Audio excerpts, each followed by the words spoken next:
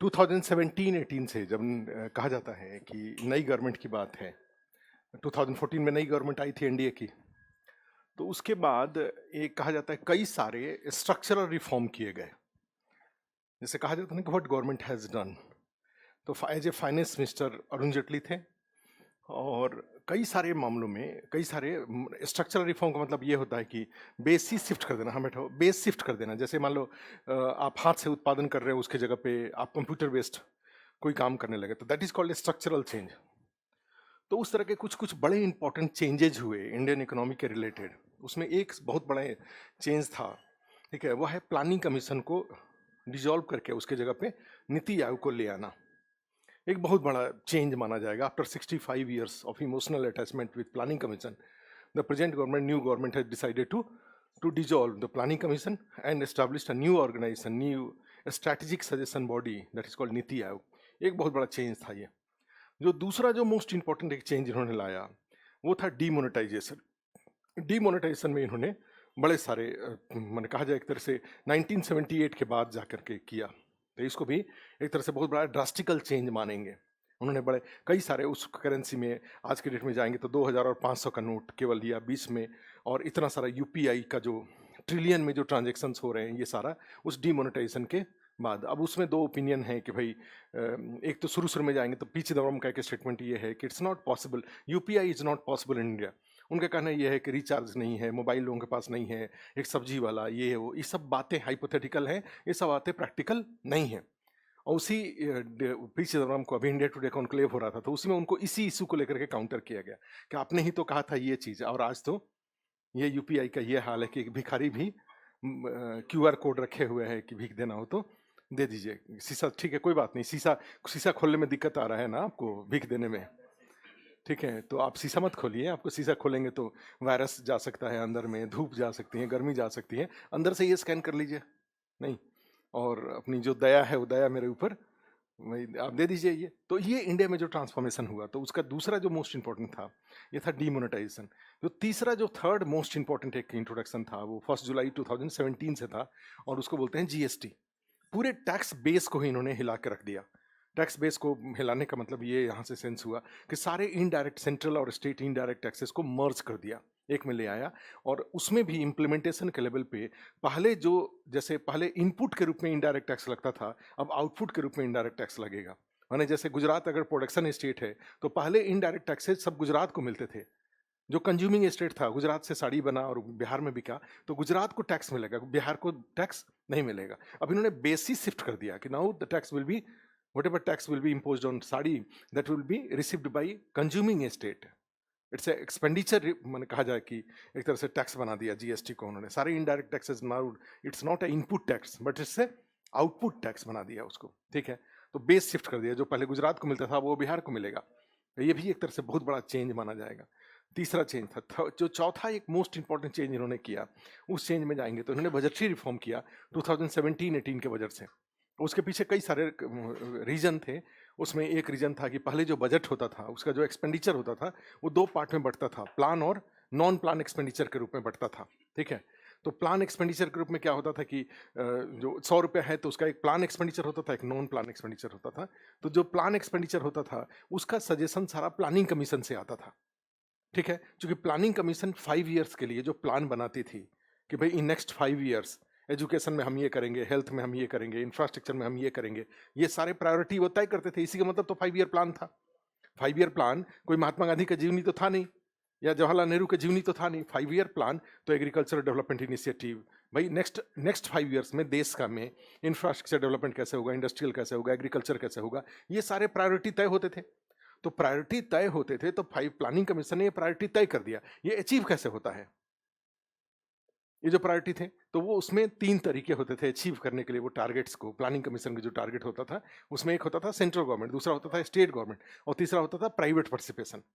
मान लो 1 लाख करोड़ रुपया अगर 100 लाख करोड़ रुपया अगर इंफ्रास्ट्रक्चर पे खर्च करना है 12th 5 ईयर प्लान में, तो उसमें प्रायोरिटी हो जाएगा, पार्ट बढ़ जाएगा कि how much amount will be you will be used by central government, how much amount will be, how much by private, और इस तरीके से this 100 lakh crore rupees you will be used for infrastructure development planning commission का।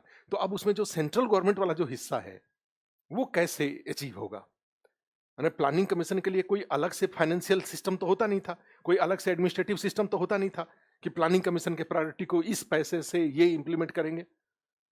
तो planning commission का जो priorities होते थे नेक्स्ट 5 ईयर्स के लिए, तो उसका वो जो इम्प्लीमेंटेशन वाला पार्ट होता था वो बजट से होता था।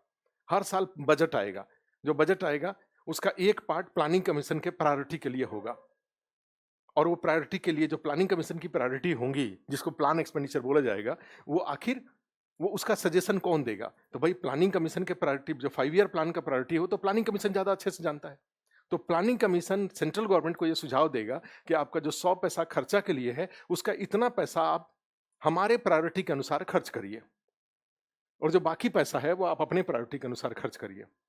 तो अब दिक्कत इस बात की आई कि 2015 में प्लानिंग कमीशन तो है नहीं, और 31 मार्च 2017 को 31 मार्च पता चला कि अब जो बजट का जो प्लानिंग कमीशन है ही नहीं, 5 ईयर प्लान है ही नहीं, तो अब प्लान एक्सपेंडिचर का क्या मतलब हुआ? ये किस बात के लिए खर्च करेंगे, कहाँ खर्च करेंगे, जब प्रायोरिटी ही नहीं है? तो अब प्लानिंग कमीशन और 5 ईयर प्लान जब खत्म हो गया, तो अब तो बजट का जो 100 पैसा होगा, वो 100 का 100 पैसा सेंट्रल गवर्नमेंट के प्रायोरिटी के अनुसार खर्च होगा। That will be decided by finance commissioner, finance minister with the consultants with the consult of the other ministry and departments. भाई अब तो प्लानिंग कमीशन से सुझाव लेने का कोई मतलब ही नहीं है ना, क्योंकि 5 ईयर प्लान भी नहीं है और प्लानिंग कमीशन भी नहीं है।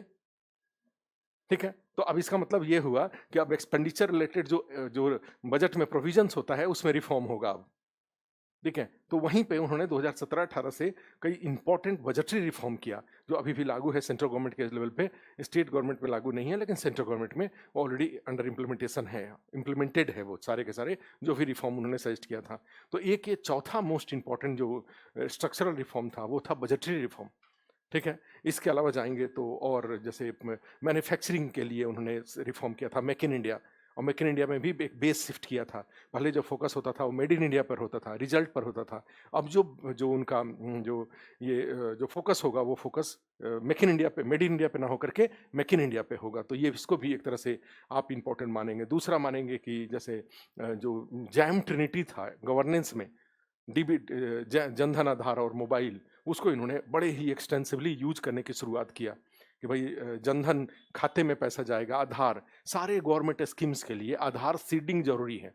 नहीं तो पता चला कि एक एक बच्चे होते थे, ऐसे ऐसे लोग होते थे देश में, पता चला कि एक बच्चा 5 इंस्टीट्यूशन में एडमिशन ले रखा है। ठीक है, पता चला कि सप्ताह में 2 दिन यहाँ गया, 3 दिन वहाँ गया, 1 दिन वहाँ गया, अगले सप्ताह में वहाँ गया, सब जगह जा रहा है और सब जगह उसको स्कॉलरशिप मिल रहा है।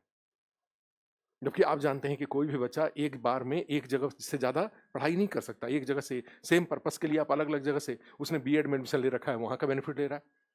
उसने ग्रेजुएशन में एडमिशन, उसमें एमए में एडमिशन ले रखा है, वहाँ का बेनिफिट ले रहा है। उसने किसी एमबीए में एडमिशन ले रखा है, वहाँ का बेनिफिट ले रहा है। कोई और कोई कोर्स है उसमें एडमिशन ले रखा है, वहाँ से बेनिफिट ले रहा है। पता चला कि कहीं ग्रेजुएशन में एडमिशन ले रखा है, वहाँ से बेनिफिट ले रहा है। ये सारे आपस में लिंक कैसे होंगे? सारे का पैसा तो अलग अलग जगह से आ रहा है। भाई एक रजिस्टर के एक पेज पर एक डिटेल है, हजारों पेज पर दूसरा डिटेल है, कैसे मैच करेगा ये? लेकिन जैसे ही गवर्नमेंट कहेगी कि बेटा ऐसा है कि अब आगे जो भी स्कॉलरशिप आपको लेना है, उस स्कॉलरशिप के लिए हर कोर्स में जितने भी लोग हैं स्कॉलरशिप लेने के लिए अपना आधार लिंक करिए। तो जैसे ही आधार लिंक करेंगे तो उस आधार के नीचे 8 गो डिग्री दिखाई देगा, अरे यहाँ भी, यहाँ भी, यहाँ भी, यहाँ भी, तो क्या हो जाएगा? 7 जगह का कोर्स आधार ही नहीं देंगे, 7 जगह के कोर्स में ड्रॉप हो जाएगा वहीं पे। भाई आधार देंगे तब ना दिखेगा, हम आधार ही नहीं देंगे तो हमें पता चल गया कि 8 में आधार देंगे तो एक ही व्यक्ति 8 जगह दिखाई देगा, तो रिकवरी हो जाएगा। तो इससे क्या हो जाएगा कि आधार नहीं देंगे और 5, 6, 7 जगह पे अपना कोर्स को ड्रॉप कर देंगे, वहीं खत्म कर देंगे। कई सारे मदरसे वगैरह होते थे, कई सारे कॉलेजेस होते थे, 400 बच्चों के लिए मदरसे से लिस्ट आया हुआ है, आता है, पैसे भी उस मदरसे में जा रहा है अल्पसंख्यक विकास के तहत। अब पता चला कि जो मौलवी वहां पे है, मदरसे जो चलाने वाले लोग हैं, वो जो 15 बच्चे वहां पे जेन्युइन पढ़ रहे हैं, उनको भी उनका पैसा नहीं देते हैं। भाई कम से कम इतने तो अल्लाह से डरो, इतने तो आदमी से, भगवान से डरो कि कम से कम जो 15 बच्चे पढ़ रहे हैं उनका स्कॉलरशिप तो उनको दे दो, बाकी 385 का मार जाओ। सोच रहे थे वो 400 का मार जाएंगे, वो 15 का भी मार जाएंगे, बाकी 385 तो बैंक के साथ मिली भगत है अपना जो करके। ऐसे देश लूटा जा रहा था। ठीक है, जैसे आधार को उन्होंने कंपलसरी किया, अनाज के मामले में जाएंगे, राशन कार्ड, फर्जी हजारों राशन कार्ड बना हुआ है, सब पे 35 केजी अनाज लाल कार्ड बना हुआ है। सब पे पता चला कि राशन अनाज लिया जा रहा है 3-2 1 रुपए किलो और सब फर्जी बेचा जा रहा है बाजार में। मतलब थोड़ा देश का जैसे कहा जाए कि देश को लूटने वाली जो बात है, तो इतने सारे जो लूटने वाले लोग हैं, जब उनका आप जीविका छीनेंगे तो वो तो नाराज। तो वही था ना कि जैसे नहीं विवेकानंद बोलते थे कि मुझे 100 कमिटेड लोग दे दीजिए, मैं देश बदल दूंगा। तो वही बात है कि एक कमिटमेंट जो बात है कि अब सोच के देखो, अब इसमें कौन सा पॉलिटिक्स है, इसमें कौन सा कास्ट है, इसमें कौन सा रिलीजन है। इसमें तो मिसयूज ऑफ फंड हुआ ना, और ये फंड बचेगा तो अल्टीमेटली और ज्यादा इफेक्टिवली कहीं ना कहीं खर्च होगा, क्योंकि सरकार का पैसा तो भाई सबकी जनता के लिए होता है। तो ऐसे ऐसे चीजें हुई। तो इन्होंने क्या किया कि ये जो आधार सीडिंग किया ना, आधार सीडिंग से जो सरकारी पैसे का जो मिसयूज होता था वो मिसयूज खत्म हो गया, और जो जेन्युइन थे उनको 100% उसका बेनिफिट मिलने लगा। अब मान लो आप जेन्युइन हो, तो आप जेन्युइन हो तो मदरसे में 15 बच्चा पढ़ता है, 15 बच्चे का जो स्कॉलरशिप होगा वो सीधे उसके खाते में जाएगा। उसके खाते में जाने का फायदा फिर क्या हो गया, उसका खाता खुलेगा, उसमें आधार होगा। अब जो पहले उसको 1 रुपया नहीं मिलता था, अब उसको एकदम 400 385 का जीरो हो गया, और जो 15 थे उनका 100% मिलेगा। तो स्कीम का जो पर्पस था वो तो इंप्लीमेंट हो गया ना सही ढंग से। तो ऐसे ऐसे कई सारे ई गवर्नेंस को इन्होंने मास लेवल पे लागू किया। अभी के टाइम पे MyGov.in जो बनाया, तो खैर कई सारे इस तरह के स्ट्रक्चरल रिफॉर्म किए, और उस स्ट्रक्चरल रिफॉर्म से अभी जो इनका अभी जो जैसा कि प्राइम मिनिस्टर को बार बार आप सुनते हैं कि करप्शन के अगेंस्ट, ठीक है, करप्शन के अगेंस्ट। अब ये बात जरूर है, आरोप इस बात से देश में भी कोई वो नहीं रहता है कि करप्शन के अगेंस्ट काम करना चाहिए। करप्शन सबसे बड़ी बीमारी है देश के लिए, क्योंकि जो भी करप्शन होता है वो सारा गरीबों का पैसा लूटा जाता है। हर करप्शन में मेन जो पैसा लूटा जाता है वो किसका पैसा होता है, वो गरीब का पैसा होता है। करप्शन कम होगा तो उससे सबसे बड़ा फायदा किसको होगा, गरीबों को पैसा होगा, गरीबों को फायदा होगा। SC को फायदा होगा, ST को फायदा होगा, माइनॉरिटीज को फायदा होगा, महिलाओं को फायदा होगा, वीकर सेक्शन को फायदा होगा, सारा जो रोड बनेगा उससे जो इंप्लॉयमेंट जनरेट होगा सब फायदा होगा। लेकिन अब दिक्कत किस बात की है, अभी जो आरोप एक पॉलिटिकल आरोप आपको लगता है कि बीजेपी के लोगों के ऊपर जांच नहीं होती है, जो बीजेपी के अलावा है उनकी जांच होती है।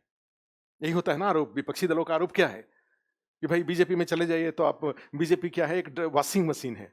अगर आप उसमें उसमें चले जाते हैं तो आप धुल जाते हैं, और बीजेपी के बाहर रहते हैं तो आपके ऊपर आरोप लगता है।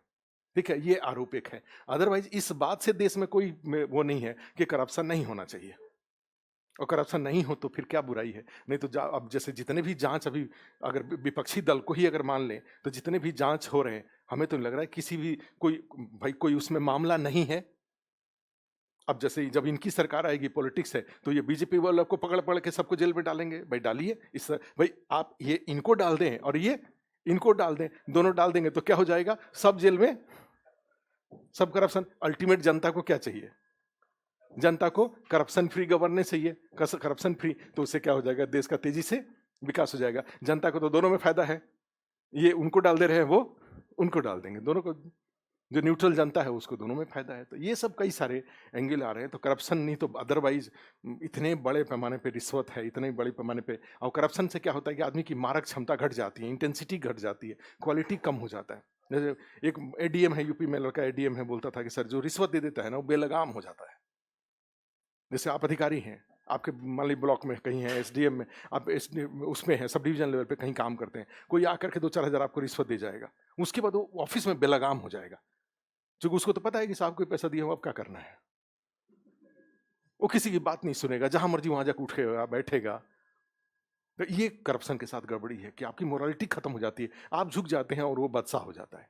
अब वही करप्शन नहीं लिए, आप रिश्वत नहीं लिए रहिए, देखिए उसका हिम्मत नहीं होगा, कहीं कोने में बिठा दीजिएगा, ये हाल रहता है। तो करप्शन से सबसे बड़ा नुकसान है, फाइनेंशियल लॉस तो होता है, लॉस ऑफ टाइम तो होता ही है, क्वालिटी और इंटेंसिटी भी कम हो जाती है। ठीक है, ये है। तो उसमें लिख लो बजटरी रिफॉर्म। तो एक मैंने कई सारे स्ट्रक्चरल रिफॉर्म जो हुए थे उसमें का एक मोस्ट इंपॉर्टेंट रिफॉर्म था ये वाला, कौन सा, बजटरी रिफॉर्म।